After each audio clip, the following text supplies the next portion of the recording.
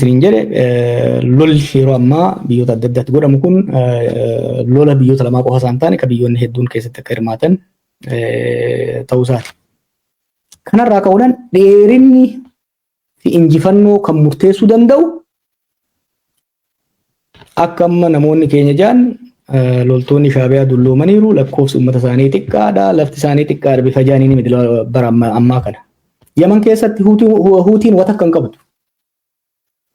Garuu waggaa dila kana humna dila kana dura dhaabachuu kan dandeesseef maal? Buuza Iraanii qabaachaa turte jechuudha. Iraan keessatti, Sudaan keessatti humnoonni lamaan sun kophaa isaanii odoo kan lolan taate gareen tokko silaa qaata mo'atee bira dabre. Garuu uleen gamaa gamanaa ergifamu ka dadhabe akka jabaatu, ka jabaate akka laaffatu waan godhuuf lola dheeressuu keessatti shoora guddaa qaba. Qabxiin biraa waa'ee lolaa waggaa haasofnu hubachuu qabnu haala hawaasummaadhaati. Deeggarsa hawaasummaa lolli sun qabaachuu danda'u. Lolli keessattuu lola biyyoolessaa sadarkaa biyyaatti waggaa godhamu loltuu jiruuf hamilee kennuudhaaf, loltuu haaraa dabalachuudhaaf, leeccalloo takkaa'uu qabeenya lola saniif barbaachisu maddisiisuudhaaf uummata hamilee lolaa qabu qabaachuudhaaf eegsisa. Haalli Itoophiyaa keessa amma jiru kun kanaaf ni anjaa. Eertaa keessa jiru maal fakkaata ka jedhu ilaaluun barbaachisaadha. Bakki irraa ka'uu qabnu seenas sababa lolaa. Cause of war. Dongorri guddaan abiifaa godhan asirraa ka'a fakkeenyaaf. Ifattis keessa keessaanis kan dubbatan maali? Lola kana kan goonu asab fudhannaani. By nature gaafan dhaqeen lafti sun ta'ee nuti maaliif waan biraa ta'ee osoo jiru bakka hawaasa Eertiraa teessee hoggaa ilaaltu immediately gaafii walabummaatii fi gaafii jiraachuu dhabu itti dhiyaate jechuudha. Kun Isaayyaasiif kennaa guddaa ta'e. Akkuma barreeffama keessatti agartanitti dubbiin ulaa galaanaa kun dubbii ijoo biyyaati. Ji'oo istiraatejii biyya saniitii fi naannoo saniif hedduu murteessaadha. Wanni akka waan kanarratti sirriitti barreessuuf na kakaase Abiyyii fi dabballoonni mootummaa dhimma kana hedduu gama tokkoon isanii gara kaaniin garuu akka dhimma salphaatti yeroo gabaabaa keessatti humna xiqqaadhaan injifannoo argachuu hin danda'amu irratti kan dhiyeessaa jiranii. Haasaa san keessatti olaaltan nuti uummanni Itoophiyaa miliyoona 130, Eertiraan miliyoona 3, Itoophiyaan waggaa tokko keessa miliyoona 3 dabalti yeroo gabaabaa keessatti irra facaanaa kan jedhan agarraa kun haasaa san booda namootumaan tokko tokko hoggan gaafadhu namni gariin keessatti warri diyaasporaa jijjiiru kun tokko tokko vakeeshiniidhaaf asab deemuudhaaf qophaa'uudhaaf yaade hundi akka jiruun arge kanaaf mi'a fachaa xiqqoo wanni kun akka laaffisanii ilaalan kanaa miti laaffisanii ilaalanii wakati deeman taate balaan isaa akka biyyaattis akka sabaattis guddaa waan ta'uuf waan kana wal barsiisuu qabna kan jiru irraa kanatti deemne jechuudha. Haalli kun hagam takka laafaadha. Hagam takka xaxamaadha. Humni Itoophiyaan amma keessa jirtu haara Itoophiyaan amma keessa jirtu buufata doonii asab humnaan qabachuudhaaf dhuguma ni dandeessisaa ka jedhu fuulleffannaa xiinxala kanaati jechuudha. Lola biyyoota lamaa egaa Itoophiyaan asab humnaan qabachuudhaaf amma kabiideessaa jirutti humnaan qabachuudhaaf lola biyyoota lamaatu gaggeeffama. Lola Eertiraa fi Itoophiyaatu gaggeeffama. Lolli biyyoota lamaa keessaa kamtu mo'achuu danda'a? Lolli kun hagam takka dheerachuu danda'a? Aarsaa hagam takkas kafalchiisuu danda'a? Bu'aan isaa hoo maali jechuudhaaf ulaagaalee gurguddoo hedduu jira. San keessa warri gurguddaan 5 irratti fuulleffachuu dandeenya. Tokko jabina humna waraanaatii fi humna nageenyaa biyyootaati. Lammaffaan hiriiraa fi hariiroo waraanaa takkaa'uu guuza gamni lamaan baafachuu danda'u jechuudha. Guuza jechuun gamaan dhaladheetti jigii gama jiddu galeessa Oromiyaatti kan jedhamu kana jechuudha. Sadaffaan hamma deeggarsa hawaasummaa biyyoota lamaan san keessaa dhufuudha. Afuraffaan immoo haala diinagdee yoggaa jennus guddina isaa akkasumas baasii biisuun baasu jechuudha. Shanaffaan dhageettii dippiloomaasiiti. Yeroo murtaa tokko keessatti yeroo ammaa fakkeenyaaf Itoophiyaan biyyoota ollaa weerartee waraanaan injifattee ulaa galaanaa san qabattee itti fayyadamuudhaaf wantoonni shanan kun guutamuu danda'uudha qaban jechuudha. Jabina waraanaa cimaa lolee mo'achuu danda'u. Guuza warra kaan irra wayyaa biyyoota ollaatii fi biyyoota biraatirraa guuza jabaa deeggarsa hawaasummaa uummata biyya ofii keessatti deeggarsa hawaasummaa cimaa haala dinagdee lola san baadhachuu danda'u akkasumas dhageettii dippiloomaasii dhiibbaa dippiloomaasii yookiin immoo firoota dippiloomaasii qabaachuudha barbaachisa jechuudha. Kanaaf dhimmoota shanan kana madaalleeti kan lolatti deemnu. Humna waraanaa irraa yoo kaanu taate raayyaan ittisa biyyaa Itoophiyaadha. Egaa lola kana geggeessuu hunda caalaa raayyaa ittisa biyyaa ta'a. Raayyaan ittisa biyyaa takka makkalaakayaan takka naashinaal armiin Itoophiyaadha yeroo ammaatitti lola biyya ollaa tokko wajjin godhee lola biyya ollaa sanirraa takka sirna biyya ollaa san jijjiiree takka lafa takka irraa muratee qabatee turuu ka dandeessisu humna qabaa jennee olaalle kan qabu ka jirtu ta'ina. Maaliif tokko seenaa waggaa torbaati kan haasaa jiru. Waggaa torban irraa warri wayyaanee godaanee abiyyi aangootti waggaa dhufu waraana warri wayyaanee jaarrate kan dhaale. Waraanni sun dantaa murna sanii bifa fayyaduun jaarame. Abiyyi dantaa isaatii bifa ta'uun haaromsuudhaaf waggaa tarkaanfii fudhatu tarkaanfiin inni fudhate kan namoota keessaa jijjiiruu qofa. Kan namoota keessaa jijjiiruu qofa. Haardweerii qofa keessaa jijjiiree jechuudha. Qondaalota jeneraalotaa fi qondaalota adda addaa sabaan Tigree ta'an keessaa baasuu bira dabree hojiin riifoormii keessattuu imaammata isaa jijjiiruudha. Fi akeeka loltummaa indoctrination purpose of war wallolli sun waraani tokko loltuun tokko waggaa duula deemu waan du'ee ajjeesuuf qabaachuu danda'uudha qaba. Ideoloojii qabaachuu danda'uudha qaba. Eenyuufin du'aa kaayyoo kamiin deemsa ka jiru kun haaromfamuu qaba. Yoo adattan gaa warri akka kiyya dulloomtan dabanee Ihaadeeg maaltu ture? Heera mootummaa tiksuu fi abiyyootaawi dimokiraasii tiksuu ture. Mee bakka jirtanitu gaafadha. Bara bilxiginnaa tana akeekni raayyaa ittisa biyyaa maali kan jiru loltoonni kunuu sirriitti leenjiin hin kennamne jechuudha. Egaa raayyaa ittisa biyyaa leenjii gahaa haaromsa gahaa keessattuu bifa yaadaatiin imaammata gahaadhaan hin jaaraminitu abii aangoo qabatee waggaa lama keessatti lola Tigraay seene. Lolli sun waraanni sun lola Tigraay seene torbaan lama keessatti injifannoo arganne haa jedhamu malee balaan dhufe akkuma yaadattan jarri gara lola riphee loltummaatti deebi'anii haleellaa geggeessaniin miidhaa hagammaa warri mootummaa kun amanuu hin dandeenyetu raayyaa ittisa biyyaa sanarra gahe. Keessattuu warra lolee lolchiisu warri sadarkaa mataalaqaa shaalaqaa irra jiru front line irratti lolchiisu mid level commanders jennuun kun namni xiqqaan hin dhumne jechuudha. Warri lolee lolchiisu kan waggaa 10 hamma 20 muuxannoo qabu achitti murruqte. Yeroo baay'ee taankii fi madfi achitti barbadaa'ee booji'ame ilaalla. San caalaa garuu warri lolchiisu warra sadarkaa shaamballii shaalaqaa jiru kana leenjisanii lolatti seensuudhaaf waggaa 15 waggaa 20 sanii ol fudhata. Kun miidhaa guddaa turre ga'ee jechuudha. Mo'amee Tigraay keessaa bahee olmoos sadarkaa Finfinnee dhufan irra ga'ee san booda lola marsaa dhumaa irratti illee nama hedduutu miidhame. Raayyaa ittisa biyyaa bifa kanaan miidhaadhaaf saaxilametu deebi'ee immoo Amaaraaf Oromiyaa keessatti lola keessa seene. Lolli Oromiyaa fi Amaaraa keessatti geggeeffame miidhaa biraa immoo fideef. Kunis maali? Akkuma beektan saboonni lamaan kunii fi naannoleen lamaan kun bakka lakkoofsi wayyabni raayyaa ittisa biyyaa irraa dhufe naannoo fi saboota lamaan kana keessaa. Wal waraansi waliini civil war naannolee lamaan kana keessa godhamu loltuu kana ajjeechaaf ka du'aa bira dabaree psychological rakkoo keessa geesse. Lolli naannoo lamaanitti godhamu lola sabummaaf sabboonummaa irratti hundaa'e waan ta'eef ilaalchi sabummaaf ilaalchi sabboonummaa sabaratu hundaa'e ethno nationalism waraana kana seenee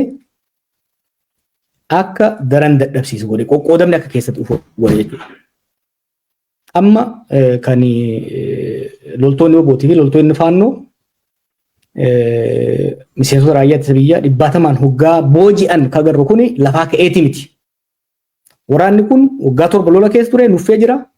Ajajoota jajjabaa dhabee jira. Ijoollee baatii 3 leenjisaniitti naqan kanatu deema. Ijoolleen kun immoo waan loltuuf indoctrination gahaan waan ittiin godhamneef seenanii miidhaa keessa seenanii jechuudha. So lolli keessattuu waraansi naannoo Oromiyaa fi naannoo Amaaraa keessatti godhame kun miidhaa fide lolli dheerachuun immoo waliigala exhaustion keessa geessee jira jechuudha. So waliigalatti humni waraanaa Itoophiyaadhaa keessattuu humni lafoo sadarkaa biyya ollaa tokkoon wallolee lafa ollaa tokko qabatee ittisee ittiin deemurra jiraachuun isaa hedduu shakkisiisaadha.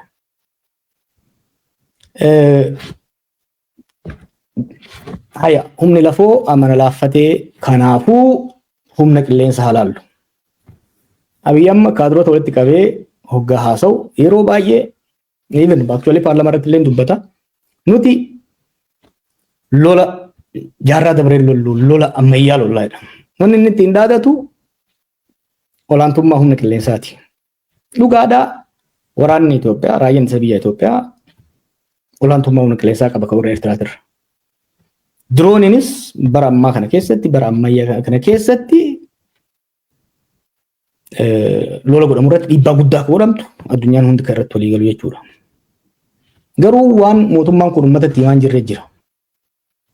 Tokko humni qilleensaa Eertiraa akka amma dabballeen haasoftu kanaa miti. Torban dabree yoo agartan hoogganaan RSF kan Suudaan sun waan dubbate qaba. Gaafa lolli Suudaan dho'u xayyaaronni Suudaan akka jirutti asmaraa jiru jechuudha. Xayyaaronni lola kana keessatti hirmaachuun isaanii oola. Lammaffaa gaafa lola Tigraay dhugaadhaa biyya olaantummaa diroonii qabaachaa ture. Amma diroonii biyyaa miti shiftaan illee diroonii argachuu eegalee jira. Yoo yaadattan amma humnoonni daldala seeraalaa irratti hirmaatan kaarteeliin kookeenii adda addaa nagadan kun biyyoota Laatiin Ameerikaa keessa jiran diroonii bifa adda addaatiin fayyadamaa jiran. Kanaaf dirooniin qofa qaba kan jedhu sunillee of eeggannoo guddaa gaafata. Dirooniin bakka adda addaa jira. Kana eeguun barbaachisaadha. Qabxiin biraa ani gadi jabeessee dubbachuu barbaadu haga feete olaantummaa qilleensaa yoo qabaatte humna lafoo cimaadhaan ala lola fiduun lola mo'achuun amansiisaa natti fakkaatu. Fakkeenya 2-3 isinii kaasuu hin danda'a. Fakkeenyaaf Yemen yoo fudhattan bara 2015 irraa kaasee waggoota 4 biyyoonni ciccimoon Suudii fi Imiraat halkanii guyyaa qilleensaan itti roobsaa turan. Ifatanii dadhabanii keessaa bayan jechuudha.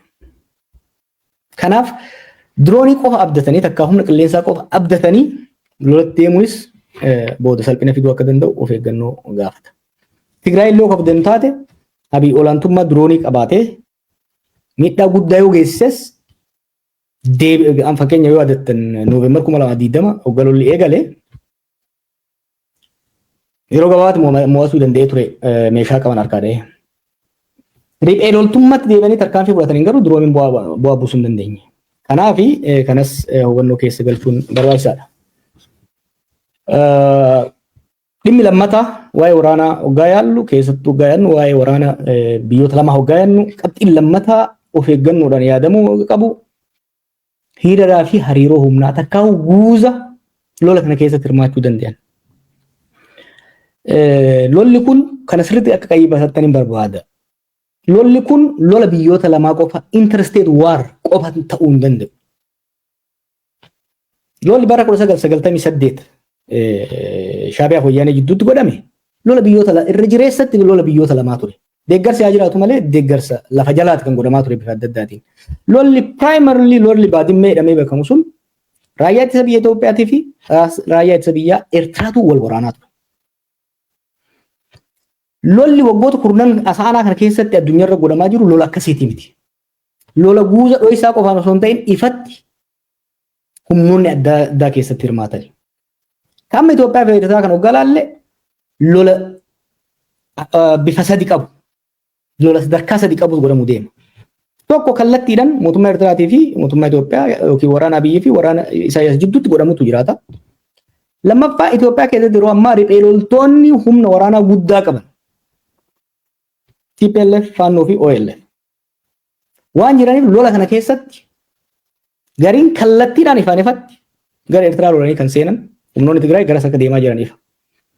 Warri ifattuu warra Eertiraa wajjin hin dhaabanne immoo carraa raayyaan ittisa biyyaa naannolee keessa bahu sanitti fayyadamanii haleellaa mootummaa irratti geessan waan cimsaniif naannee qaama lola kanaa ta'uu jechuudha.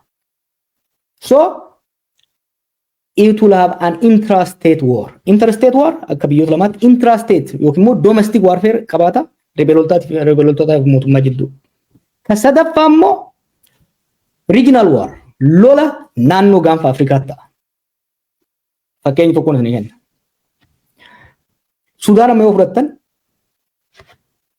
milishaa warra RSF fi humna raayyaa ittisa biyyaa bakka lamatti dhoowwee wal lolaa jira.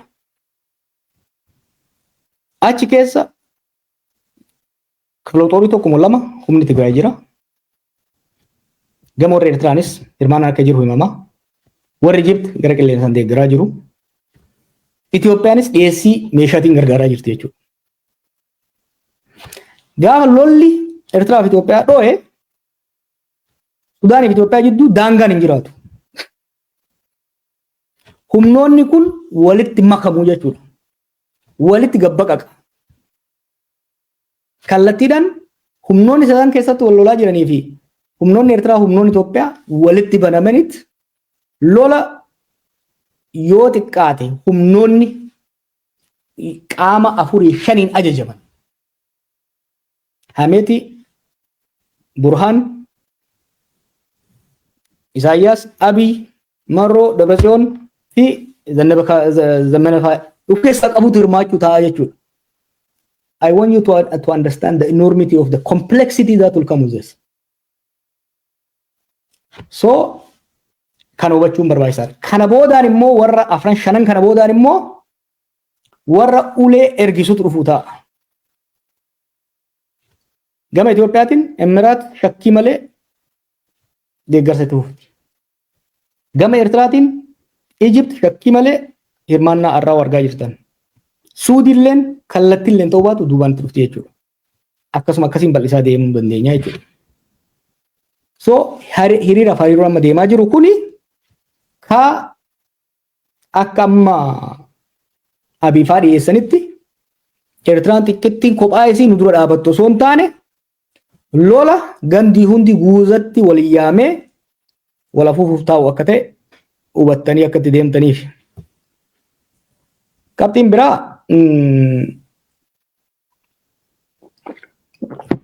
biraa akka hubattan barbaadu lolli kun lola daangarraa amma akka itti dhiyeessaa jiran akka waan lolli kun Eertiraa keessatti akka daangaa Eertiraa irratti godhamuu deemutti fudhatan.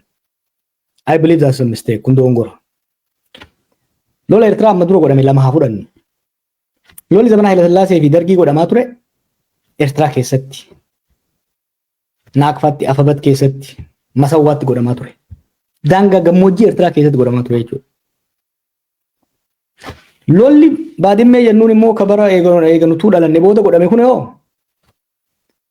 daangaa Tigraay fi Eertiraa takkaa'u daangaa Itoophiyaa fi Eertiraa jidduutti gad siqee godhame jechuudha. Lolli amma dhufu kuni hedduu gadi siqa. Raayyaa gaditti yoo inumaatu gara Abbaayitti siquu baate raayyaa gaditti eegalaa jechuudha kun. Walloo irratti eegalaa jechuudha. Maaliif raayyaan ittisa biyyaa bara Dargii hanga Eertiraatti waan qabuuf rebeloltoota Eertiraa Afabatii fi Saawwaa keessatti haleeluudhaaf kan hirmaachaa ture. Bara Mallasaa immoo baadimmee Shiraaroo Buree irratti kan lolaa ture.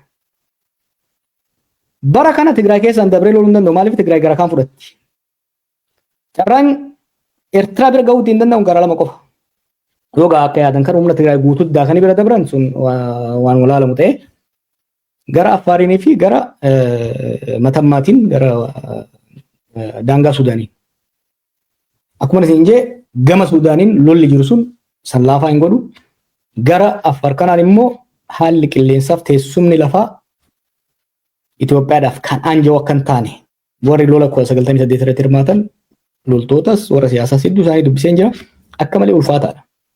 Ho'isaas haalli qubsuma lafaa isaatis laaftutti amma yeroo baay'ee faarsi bultoonni tokko tokko lafa qalloo asab gabbuutti san laalanii fiiganiitu waan bishaan seenuu danda'an itti fakkaata. Lola 98 akka ulamaa godhame lola baadimmee jedhamee yaamu kana keessatti waraanni Itoophiyaa lakkoofsa guddaan kan wareegame gara buree kanarratti jechuun gara Affaariin godhamu kanarratti. Bakki injifannoon guddaanis itti hin argamin ka boodallee araaraan waliigaltee Aljarsiin akka dhumu shoora taphate keessa gara Affaar kanaan waan ta'eef achiin dhiibuun baay'ee rakkisaa waan ta'uuf lolli kuni gadi siqee akka lolamu hubachuun barbaachisaadha. Guuza biyya biroos akkuma